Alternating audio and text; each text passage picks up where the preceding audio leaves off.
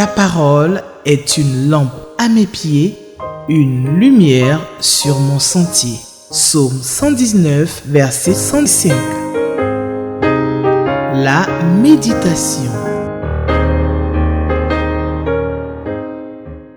Chers amis téléspectateurs et vous tous qui nous suivez sur les médias sociaux, Shalom. Recevez mes salutations fraternelles en Jésus-Christ, notre Sauveur, l'espérance du monde. Alors, le texte proposé par le lecteur de la Bible pour le lundi 29 septembre 2025 est Job 28, 1 à 28. Job 28, 1 à 28, hymne à la sagesse. C'est le titre que donne le lecteur à ce texte. Hymne à la sagesse. Et nous répondrons ensuite aux questions 1, 2 et 7 du lecteur. Nous allons d'abord prier. Dieu Tout-Puissant, Dieu plein d'amour, Dieu omnipotent, omniscient, omniprésent, merci Seigneur pour ce temps de méditation de ta parole sur Espérance TV. Nous te demandons simplement de venir disposer, Seigneur, les cœurs, les oreilles, les personnes tout entières à l'écoute de ta parole. Que ce ne soit pas, utilise-moi comme un simple canal, Seigneur, pour annoncer ta parole. Et je prie que tu permettes qu'elle tombe sur des terres sur lesquelles elle portera des fruits évidents aux yeux de tous. Béni sois-tu et bénis cette émission et parle à tous ceux qui nous écoutent au nom de Jésus. Amen. Alors pour le lundi 29 septembre 2025, le texte à nous proposer par le lecteur de la Bible est Job 28, versets 1 à 28, hymne à la sagesse, et je vais le lire dans la version Louis II. Il y a pour l'argent une mine d'où on le fait sortir, et pour l'or un lieu d'où on l'extrait pour l'affiner. Le fer se tire de la poussière et la pierre se fond pour produire l'air. L'homme fait cesser les ténèbres, il explore jusque dans les endroits les plus profonds, les pierres cachées dans l'obscurité et dans l'ombre de la mort. Il creuse un puits loin des lieux habités, ses pieds ne lui sont plus en aide et il est suspendu, balancé loin des humains. La terre d'où sort le pain est bouleversée dans ses entrailles comme par le feu. Ces pierres contiennent du saphir et l'on trouve de la poudre d'or. L'oiseau de proie n'en connaît pas le sentier, l'œil du vautour ne l'a point aperçu, les plus fiers animaux ne l'ont point foulé, le lion n'y a jamais passé. Verset 9. L'homme porte sa main sur le roc, il renverse les montagnes depuis la racine, il ouvre des tranchées dans les rochers et son œil contemple tout ce qu'il y a de précieux. Il arrête l'écoulement des eaux et il produit à la lumière ce qui est caché. Mais la sagesse, où se trouve-t-elle? Où est la demeure de l'intelligence? L'homme n'en connaît point le prix. Elle ne se trouve pas dans la terre des vivants. L'abîme dit, elle n'est point à moi. Et la mer dit, elle n'est point avec moi. Elle ne se donne pas contre de l'or pur, elle ne s'achète pas au poids de l'argent. Elle ne se pèse pas contre l'or d'Ophir, ni contre le précieux onyx, ni contre le saphir. Elle ne peut se comparer à l'or ni au verre. Elle ne peut s'échanger pour un vase d'or fin. Le corail et le cristal ne sont rien auprès d'elle. La sagesse vaut plus que les perles. La topaze d'Éthiopie n'est point son égale et l'or pur n'entre pas en balance avec elle. Verset 20. D'où vient la sagesse? Où est la demeure de l'intelligence? Elle est cachée aux yeux de tout vivant. Elle est cachée aux oiseaux du ciel. Le gouffre et la mort disent, nous en avons entendu parler. C'est Dieu qui en sait le chemin, c'est lui qui en connaît la demeure. Verset 24. Car il voit jusqu'aux extrémités de la terre, il aperçoit tout sous les cieux. Quand il régla le poids du vent et qu'il fixa la mesure des eaux, quand il donna des lois à la pluie et qu'il traça la route de l'éclair et du tonnerre, alors il vit la sagesse et la manifesta. Il en posa les fondements et la mit à l'épreuve. Verset 28. Puis il dit à l'homme, voici la crainte du Seigneur, c'est la sagesse. S'éloigner du mal, c'est l'intelligence. Amen. Alors, Job, dans ce chapitre 28 de son livre, ce chapitre 28 qui était un poème sur la sagesse, un hymne à la sagesse, il répond donc au dernier discours de Bildad de Chouach, discours qu'il a prononcé dans le chapitre 25. Donc cette réponse de Job couvre 6 chapitres, puisqu'elle part du chapitre 26 jusqu'au chapitre 31. Alors cet hymne à la sagesse comporte 3 parties. D'abord, la première partie va du verset 1 au verset 11. Elle parle dans cette partie-là de l'habileté des êtres humains à exploiter les ressources de la terre, plus précisément les minéraux précieux comme le fer et les reins, le bronze, ainsi que les pierres précieuses. Voilà. Donc, l'habileté des êtres humains à rechercher ces différentes ressources, ces différents minéraux précieux dans les versets 1 à 11. Et la deuxième partie, elle va du verset 12 au verset 22. Elle parle donc de la recherche de la sagesse. Où peut-on trouver la sagesse? La troisième partie part du verset 23 jusqu'au verset 28. Donc, elle parle de la source de la sagesse. Où peut-on trouver la sagesse? Voilà. Donc, en fait, où se trouve la source, là où on trouve la sagesse? C'est de ça que parle la troisième partie. Elle parle donc de la source de la sagesse. D'où vient-elle? Voilà. Donc, dans la première partie, les versets 1 à 11, Job a réfléchi à la façon dont les hommes recherchent les minéraux précieux et utiles, tels que l'argent, l'or, le fer, le cuivre, etc. Donc, il parle dans les versets 1 à 2 des mines où se trouvent les métaux précieux. Voilà. Dans les versets 3 à 6, il dit donc que l'intelligence et les compétences technologiques des êtres humains leur permettent d'aller jusque dans les régions les recoins, plutôt dans les recoins les plus éloignés de la terre, où ces minéraux sont cachés, ces minerais sont cachés, loin des lieux habités où les pieds ont du mal à se rendre. Voilà, selon le verset 4. Donc, les pieds des êtres humains ont du mal à se rendre dans ces endroits-là pour trouver et extraire ces minéraux. Voilà. Alors, l'endroit où se trouvent ces métaux précieux est tellement profond et caché que, selon les versets 7 à 8, l'oiseau de proie ne peut pas les trouver. Il n'en connaît pas le sentier. L'œil du vautour ne l'a point aperçu, ne sait pas où ça se trouve. Malgré son œil acéré, son œil exercé, le vautour ne sait pas où ça se trouve. Et même les plus fiers animaux ne l'ont pas foulé, cet endroit où se trouve la sagesse. Le lion même n'est jamais passé par là. Et pourtant, l'intelligence des êtres humains leur permet de trouver des endroits cachés et d'arriver à extraire les métaux précieux de la terre. Donc, l'œil humain, l'intelligence humaine, permet de trouver les endroits cachés où se trouvent les métaux précieux de la terre, mais il ne sait pas où se trouve la sagesse.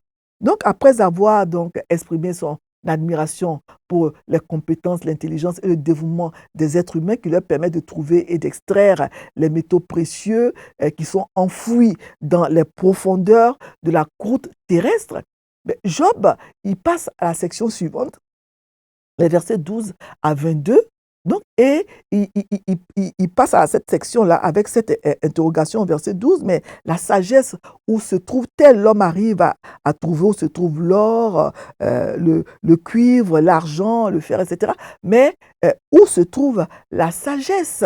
Où se trouve l'intelligence? Où est la demeure de l'intelligence?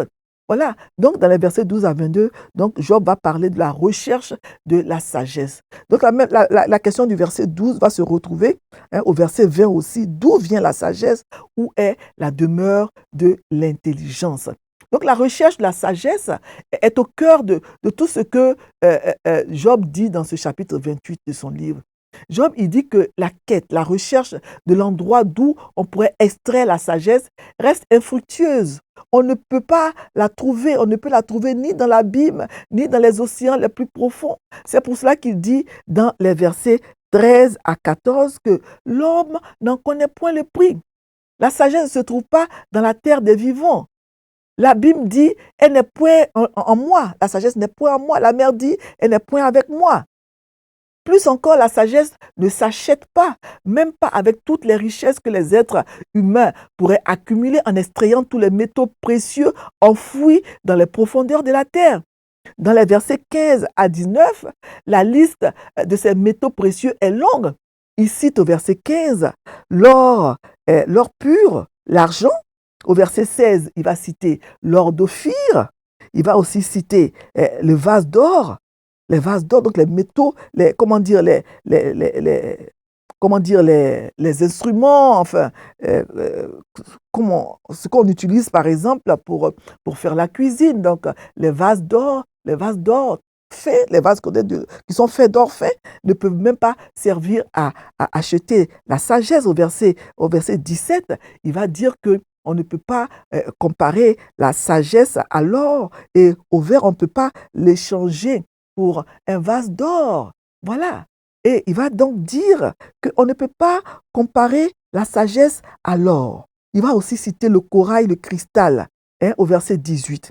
Les perles, la topaze d'Éthiopie n'est pas l'égale de la sagesse. On ne peut même pas l'utiliser pour acheter la sagesse. Donc la sagesse, elle ne s'achète pas au poids de l'argent. Elle ne se pèse pas contre de l'or d'Ophir, ni contre les précieux onyx, ni contre le saphir.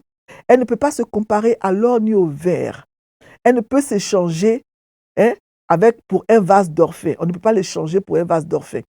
Le corail et le cristal ne sont rien auprès de la sagesse.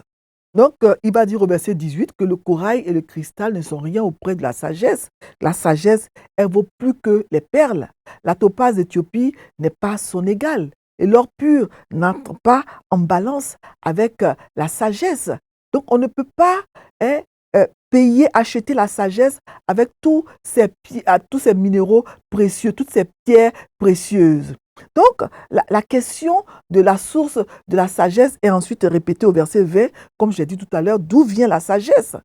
Où est la demeure de l'intelligence? Où peut-on la trouver? Donc, malgré toute l'intelligence, la curiosité, l'ingéniosité des êtres humains qui leur ont permis de découvrir dans les profondeurs de la terre tous les minéraux précieux cités plus haut dans ce passage, l'or, la topaze, le saphir, l'argent, etc. Mais ils n'ont pas réussi à trouver la sagesse. Ils ont réussi à creuser dans les profondeurs de la terre pour trouver les métaux précieux, mais ils n'ont pas réussi à trouver la sagesse. Même la vue perçante des oiseaux qui voient très loin ne peut pas trouver la sagesse. Parce que, selon le verset 21, elle est cachée aux yeux de tout vivant. Elle est même cachée aux oiseaux du ciel. Et même si on continue désespérément à rechercher la sagesse au-delà de cette vie, après la mort, tout ce qu'on apprend, selon le verset 22, c'est écrit que le gouffre de la mort dit qu'on en a entendu parler. Ils disent on a entendu parler de la sagesse. Donc même la mort ne peut pas dire où se trouve la sagesse. Elle ne peut que dire qu'elle en a entendu parler. Et finalement, dans la troisième partie, les versets 23 à 28, on trouve la source de la sagesse. Job dit que la sagesse vient de Dieu et elle demeure en lui. Dieu est celui qui connaît le chemin qui mène à la sagesse et qui sait où elle réside, selon le verset 23. C'est Dieu qui en sait le chemin. C'est lui qui en connaît la demeure. C'est lui qui, dans son omniscience, voit, selon le verset 24, jusqu'aux extrémités de la terre. Il aperçoit tout sous les cieux, contrairement à ces créatures qui sont les êtres humains, qui sont finis et limités, qui ne voient que de façon limitée. La connaissance par Dieu des sources de la sagesse, elle remonte à son activité au temps où il créait l'univers tout entier, le temps de la création. Quand, selon les versets 25 et à 26, il a créé le poids du vent, il a fixé la mesure des eaux, il a donné des lois à la pluie, etc. Il a tracé la route de l'éclair et du tonnerre. Donc, la connaissance de Dieu remonte à ces temps-là, à cette activité. Ça remonte à son activité au temps où il créait donc la terre, les cieux et la terre et tout ce qu'il renferme, le temps de la création. Donc, Dieu, il sait tout. C'est Dieu qui a tout créé. C'est Dieu qui sait où se trouve toute chose, y compris la sagesse. Voilà. Donc, à cette époque, Dieu a vu la sagesse et l'a manifestée. Il en a posé les fondements et il a mis à l'épreuve Voilà, au verset 27, alors il vit la sagesse et la manifesta, il en posa les fondements et l'a mis à l'épreuve. Voilà, et ensuite il termine en disant à l'homme cette vérité importante, voici la crainte du Seigneur, c'est la sagesse, s'éloigner du mal, c'est l'intelligence. Voilà où se trouve la sagesse. L'homme cherche la sagesse, il creuse partout, il trouve les métaux précieux, mais il n'arrive pas à trouver la sagesse. Et c'est Dieu lui-même qui vient à lui pour lui dire, voici où se trouve la sagesse. Craindre le Seigneur, c'est la sagesse. S'éloigner du mal, c'est ça qui est l'intelligence. Voilà. Alors nous avons 3 questions pour réfléchir encore plus sur le texte. Donc le lecteur nous propose pour le lundi 29 septembre la question 1, 2 et 7. Question 2, de quoi ou de qui parlent ces versets? Oui. Donc, ces versets parlent de beaucoup de choses. De qui, évidemment, il parle de Job lui-même, il parle de Dieu, il parle de l'homme, l'être humain en général. De quoi? Il parle de différentes pierres précieuses et tout ça. On pourrait donc les citer dans ce passage. J'en ai parlé dans mon commentaire tout à l'heure. Et la question 2, est-ce que ce passage nous apprend quelque chose sur Dieu le Père, Dieu le Fils, Dieu le Saint-Esprit? Et la question 7, quelle vérité Dieu me révèle-t-il? D'abord la question 7, quelle vérité Dieu me révèle-t-il? On voit au verset 23 que c'est Dieu qui sait le chemin de la sagesse, c'est Dieu qui sait où se trouve la demeure de l'intelligence.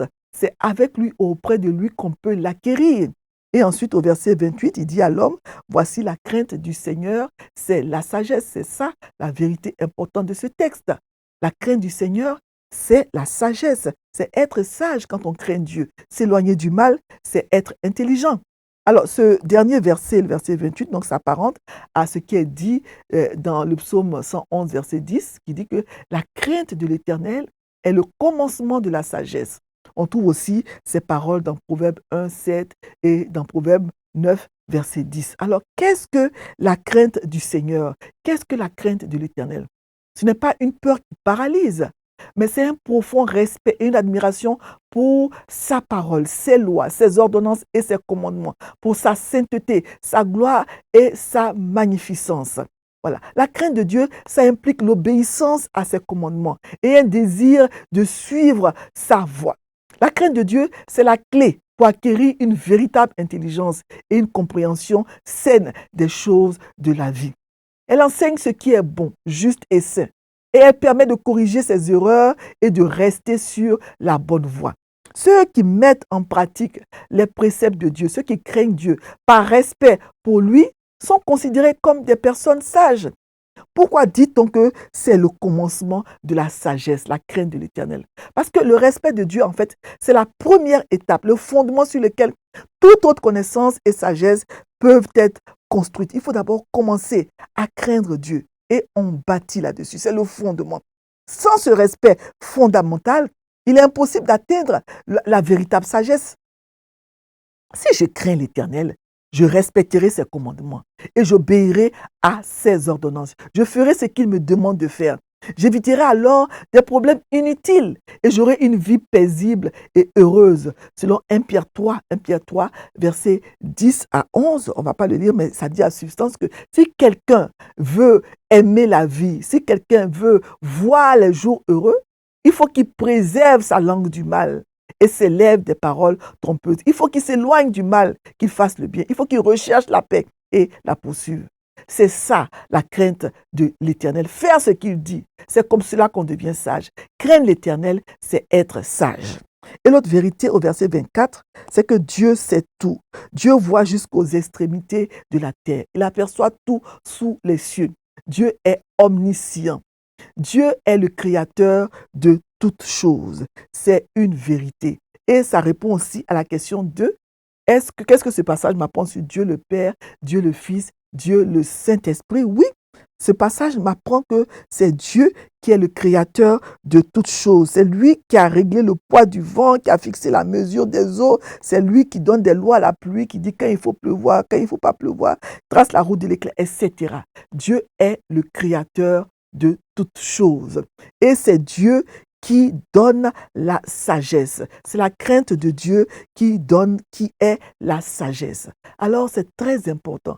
Est-ce que vous voulez que vos enfants soient intelligents? Est-ce que vous voulez vous-même être des personnes sages et intelligentes? Si vous voulez que vos enfants soient intelligents, apprenez-leur à craindre Dieu et à vivre selon ses ordonnances dès leur jeune âge. Beaucoup de gens regrettent, quand ils sont avancés en âge, ils regrettent n'avoir pas connu Dieu plus tôt dans leur vie. Ils auraient alors évité bien des problèmes inutiles, faire des enfants par exemple avec plusieurs femmes. Que le Seigneur nous aide. Recherchons la sagesse. Craindre Dieu, c'est ça qui est la sagesse. Et moi, pour répondre à la question A du lecteur, c'est ce verset qui m'interpelle le plus dans le passage. La question A du lecteur dit, quel verset m'interpelle le plus? C'est le verset 28 qui m'interpelle le plus dans ce passage. La crainte du Seigneur, c'est la sagesse. S'éloigner du mal, c'est l'intelligence. C'est ça que nous devons retenir. Beaucoup de personnes pensent être intelligentes en ne craignant pas Dieu, en méprisant Dieu, en ne croyant pas en Dieu. Mais c'est une pure folie.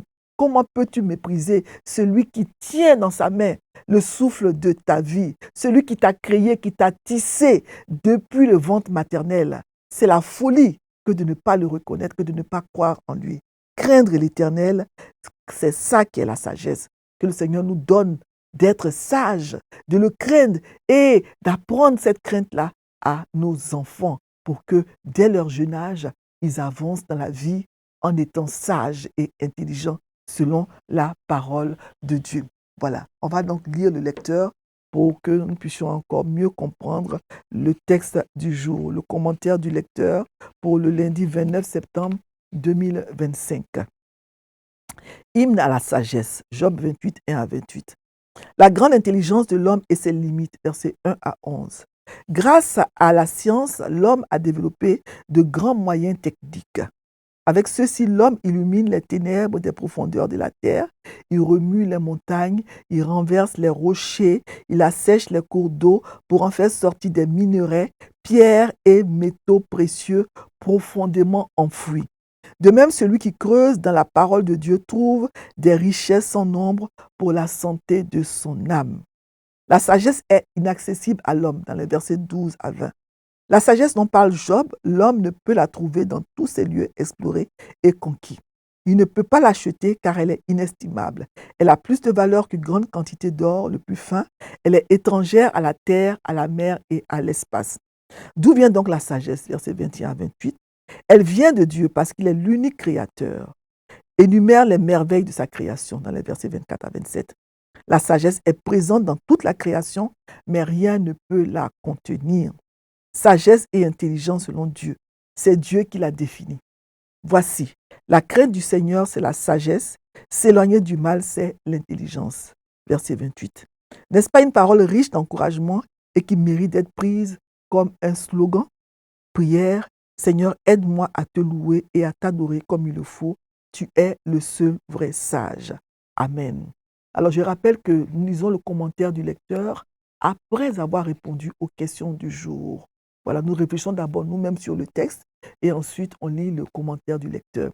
Et les lecteurs sont encore disponibles au siège de la Ligue pour la lecture de la Bible à l'avenue Jean Mermoz, au 23 avenue Jean Mermoz à Cocody, près de la cité universitaire Mermoz.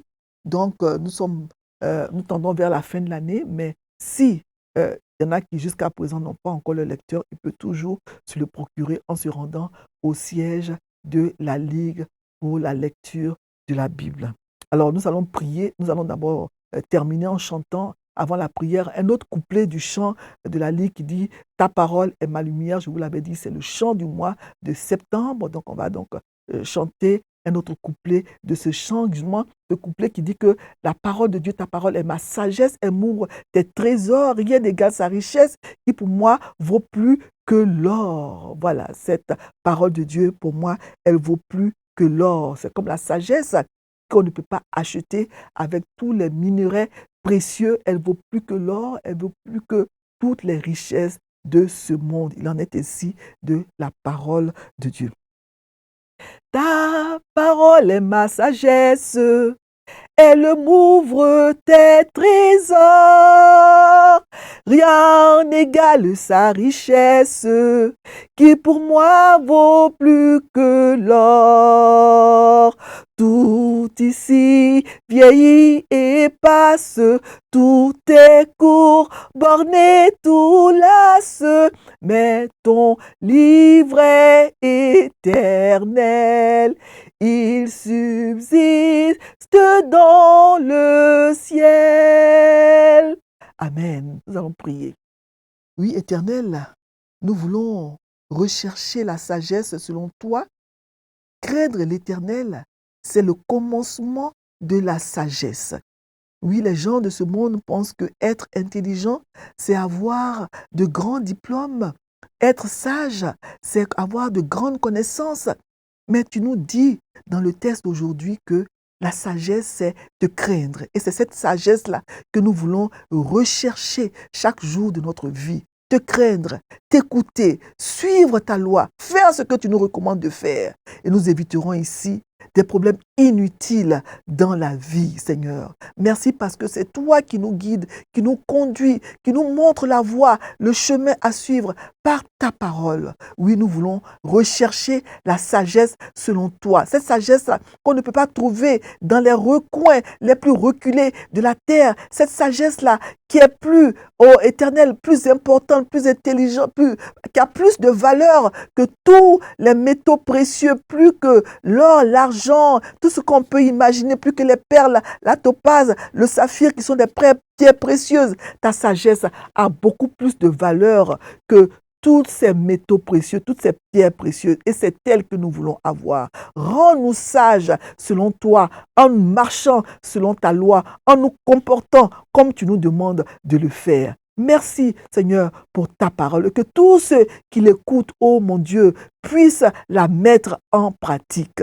Merci Éternel et bénis tous ceux qui prennent le temps de suivre cette émission. Oui, ta parole est vraiment une lampe à nos pieds et une lumière sur notre sentier. C'est elle qui nous conduit, qui nous dirige sur le chemin de la vie. Béni sois-tu, Seigneur, pour cette parole. Amen. Amen. Que nous recherchions la sagesse selon Dieu. Voilà. Amen. Ta parole est une lampe à mes pieds, une lumière sur mon sentier. Psaume 119, verset 105. La méditation.